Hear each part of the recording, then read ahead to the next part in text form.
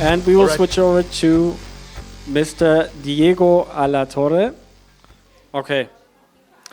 So, while they're at it, what will your presentation be all about? So I brought a game. Oh, wow.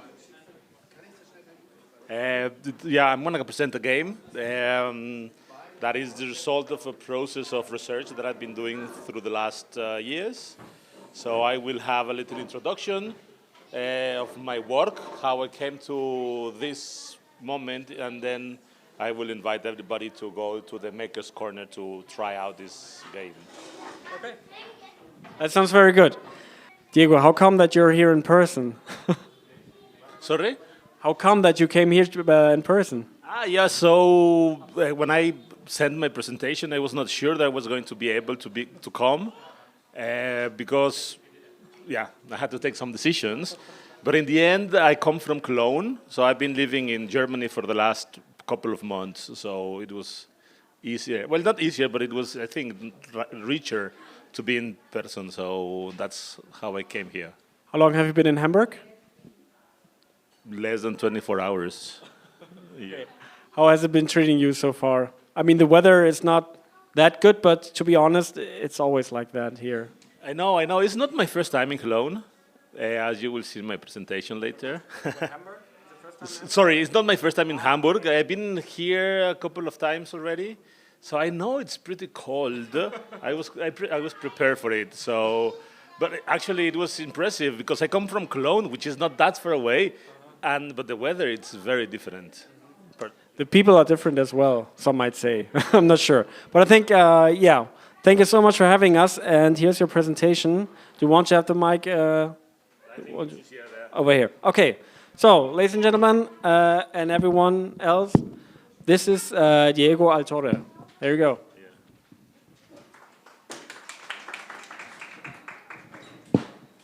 Okay. Thank you very much for being here. I'd like to start this presentation with like contextualizing a little bit where I come from. Can we fix this? Yeah. Okay.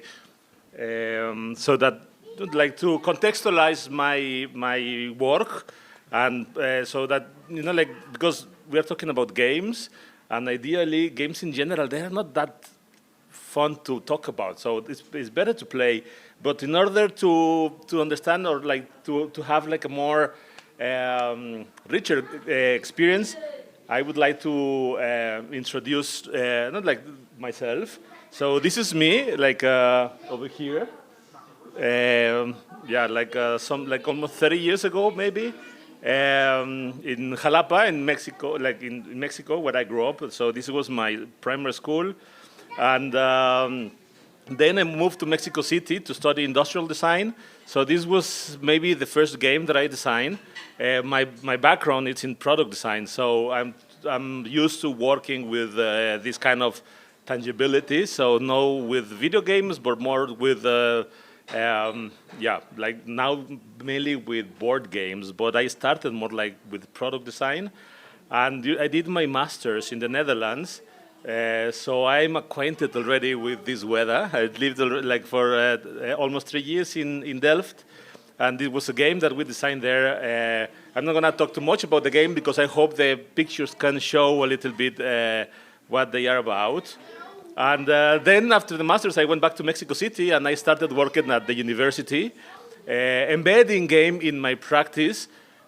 With my students, so trying to motivate them to come to classes not because of a grading system, rather than finding opportunities to make education more playful.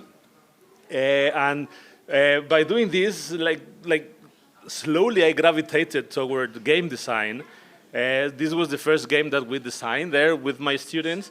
And it was amazing because it was surprisingly easy. You know? So like, I said, wow, designing games like one semester, and we had like a working prototype. So I continued doing that, and of course, not every exercise was positive. Actually, there was a couple of semesters that were completely chaotic because of the experimentation that I was going through. But the spirit kind of kept on going, and eventually, these games morphed into other scale of, like in this case, this was an amazing experience because basically we entered to a contest in which we had to design something to promote the biking lifestyle. So instead of like going directly into the drawing board and start like designing new cool bikes, we started collaborating with children like from this secondary school, and just by like they come from a very let's say poor context in which, and we realized like 3 of them didn't even know how to cycle.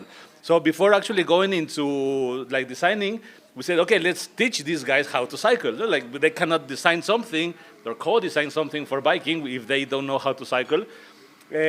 So we had to get them bicycles, and in parallel, we found out like only among let's say the university students, which come from a more privileged context, there was about 5 abandoned bikes, like in their context, in their family. So they say, okay, let's find these bikes and let's repair them. And by doing that, like there was a certain, like the movement is starting to take shape because we had to. I didn't know how to arrange these bikes, and also not my students. So we had to contact somebody who teaches how to repair them, and so the children started to learn how to repair bikes. So eventually, there was like a very interesting chain of collaboration. So the university students were teaching high school students how to repair bikes, and high school students were teaching primary students how to cycle. So this created, like let's say, its own project that survived even though the classes had finished. The project continued until the pandemic. So we have to stop everything. But during this time, it was very interesting because we convinced the authorities of this school to close the football court so that they could cycle on Fridays.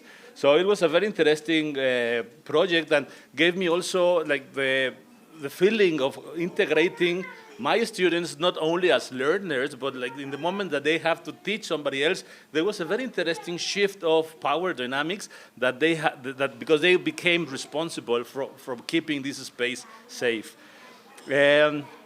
So I've been also working or integrating game dynamics with adults that I find super interesting because, of course, for children it's easier to play, but as an adults we kind of tend to forget that we like to play as well. So, I mean, of course, this is a very simple game that has to do with introducing each other and getting to know each other, and it's something that we do to promote collaboration. And so this, like through the years, this has allowed me to visit other universities. So I don't know if I said this before, but yeah, I worked as a professor since 2014 at Mexico's National University. And since then, I've been traveling to Chihuahua, to other parts of Mexico. This is in the north, but also to Germany. In 2018, I was invited to facilitate a workshop at Köln International School of Design. And eventually, I mean, this is probably, let's say, my most famous game that was won a couple of prizes in Mexico, and it was exhibited in this museum. So it's basically like a transmedia experience to promote people to think about their future. Actually, I have a couple of copies here for later if you want to take them home. They are for sale.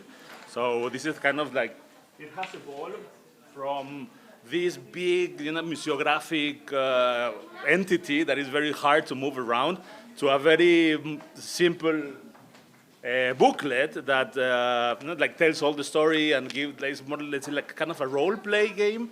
But instead of taking a role that is not you, the idea is to do it from who you are. So it's a way of recognizing our own agency to transform the time to come.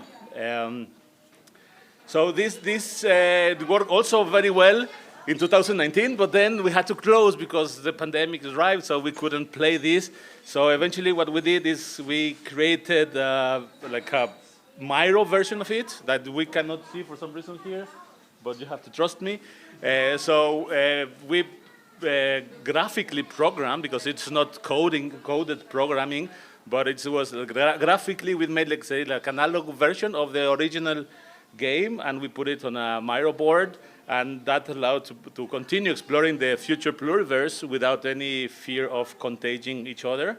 And eventually, like, that led me to, like, during the pandemics, there was also a strike in my university, so I said, okay, let's try something else, and I moved to Portugal. So since 2021, I've been, let's say, formalizing this research on games and game design as part of my PhD in contemporary studies. And which basically what I'm looking at is how to make education less boring. So how to integrate games in education to shift traditional, let's say, content-oriented dynamics to a more exploratory,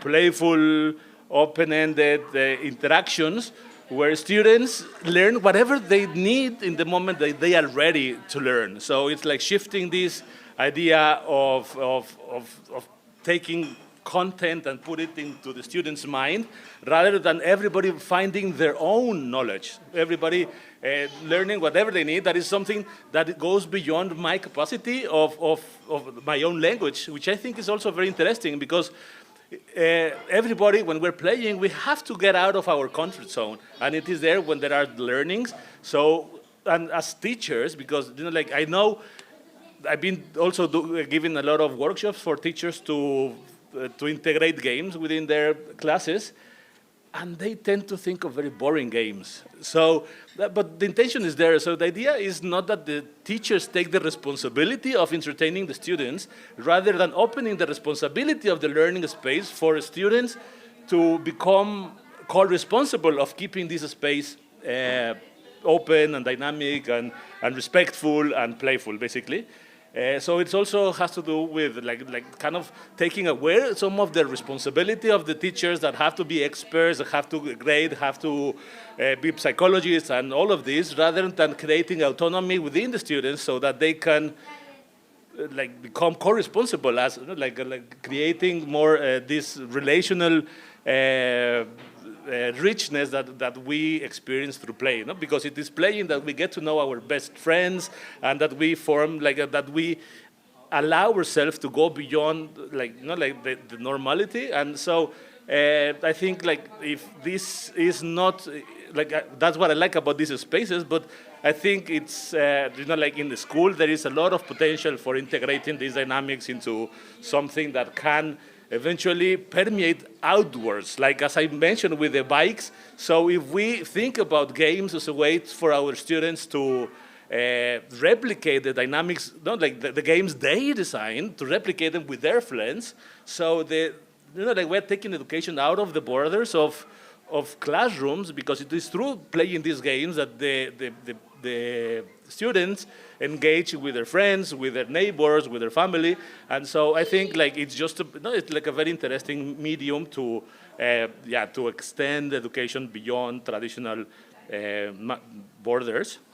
And so this, as part of this research, I worked a little bit with programmers. So we translated this Futuroscopio that I mentioned, this game, into a mobile application that is working. It's still in the prototype phase, but it's already there. So we are continuing, let's say, expanding this universe.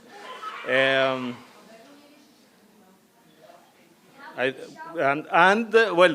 then in 2023, I came to Hamburg for the second time. The first one was, let's say, it was more like a family gathering. But in 2023, I was already taking place or part at Play Festival. And this is not my game. It's a game by Neil Moody, an amazing game that I played with him. I was hoping to see him this time, but I think he's not here. So, but anyway, it's like I've been using this example because it's a way to get to think about the rules critically, and I think it's an amazing game. And then in 2024, I did a research stay in Gorizia in northern Italy, where I designed also this game because of what I like about games is that anything can be a game. No? So it's more about the attitude that we have while we do things. And so because of this, I find a little bit of a pity to keep gaming only within consoles and computers, because I think there is a lot of opportunities in everyday life to make spaces more playful. So for me, there is kind of a motivation to also occupy the public space, as we're doing this year also in Play. Like there are some games happening in the outside, even though the weather might be not the ideal, but it is important for me to occupy these traditional spaces that are not given to playfulness, no? and play in these spaces. So this is Boxe.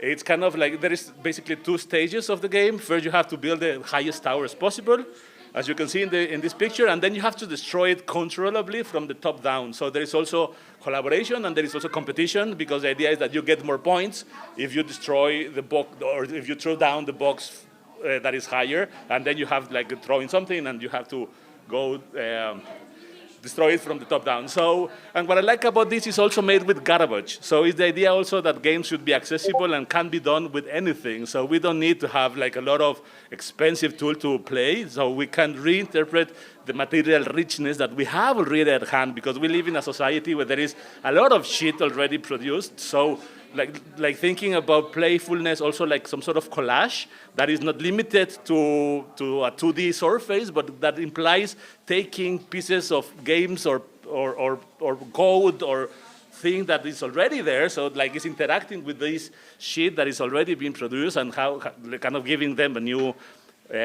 life. And in 2024, I was in Germany, in Italy, so I couldn't attend physically to Play Festival, but I was online, as you can see there, with the same shirt as today. So yeah, like reusing your thing is also, yeah. And yeah, and this year I was participated in the summer school in Essen, so also in Germany, where we designed this game that it was mounted on a like this public art that is very stiff, very boring, actually.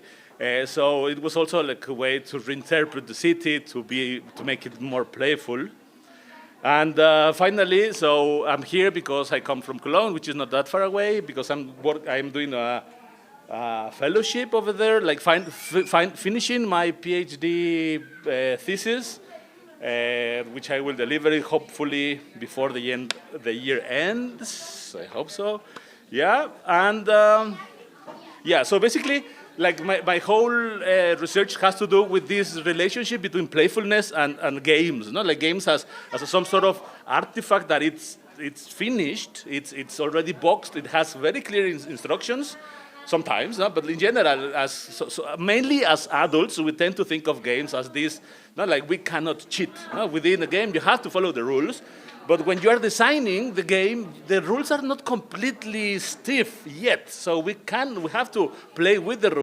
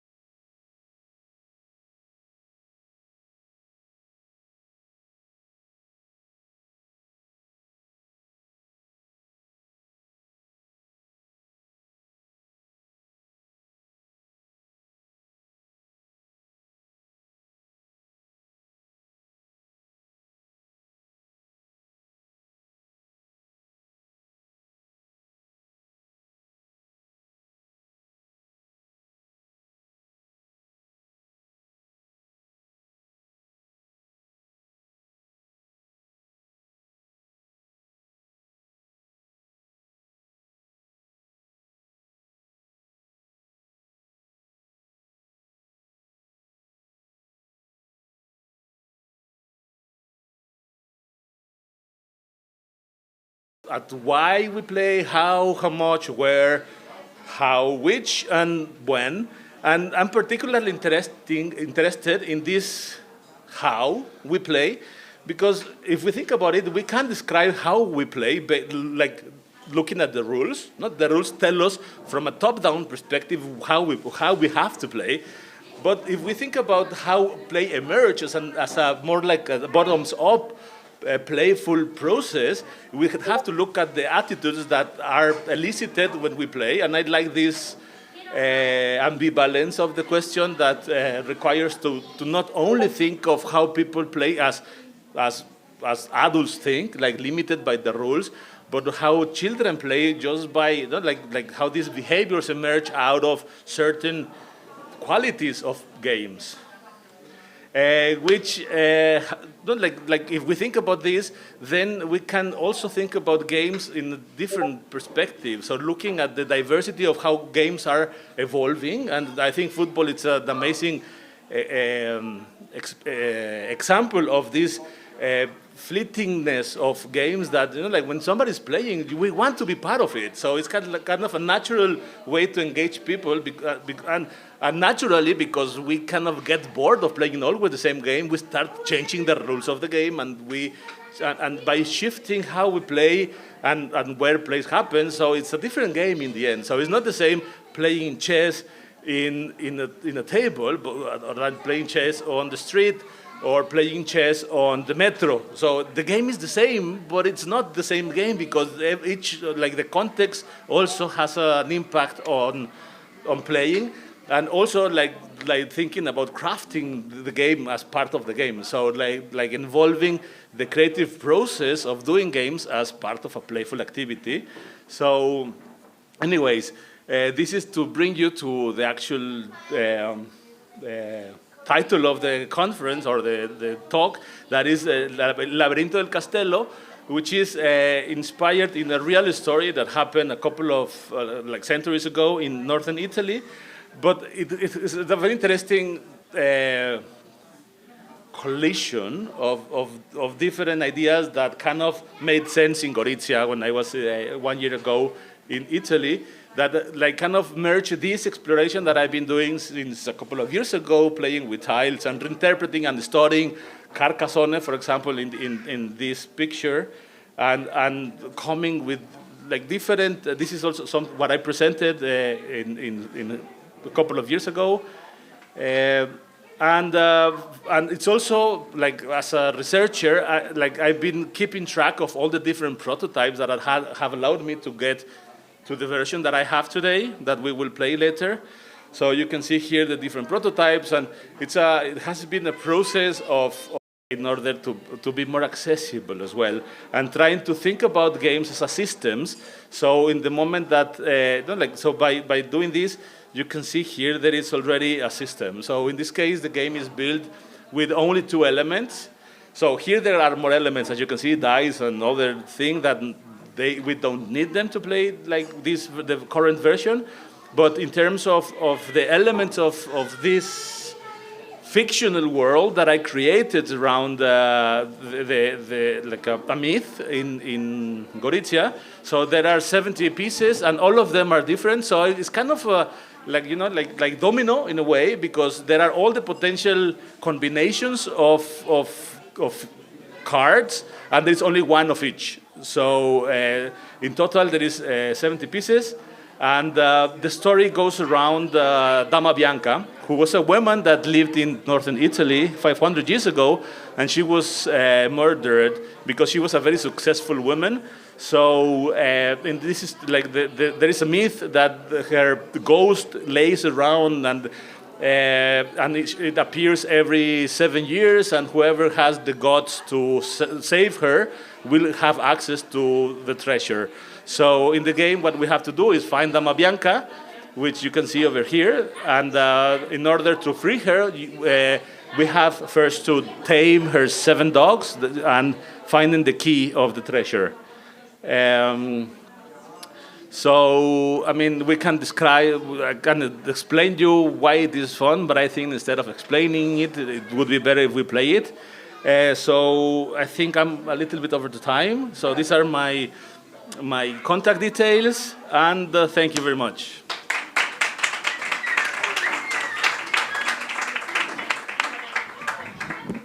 Oh, well, thank you so much for being here, Diego. This is the game.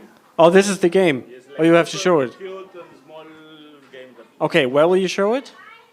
Upstairs? Yes, at 4 o'clock. So All right. After When we're done here, yes, of course. after we leave, we go there. Okay, that's a great idea. All right. Thank you so much for being here. Okay, unfortunately, there's not enough time for questions. Or is there anything urgent we would like to ask Diego? You can do it later with the game, right? All right, we'll do that. Okay. Thank you very much.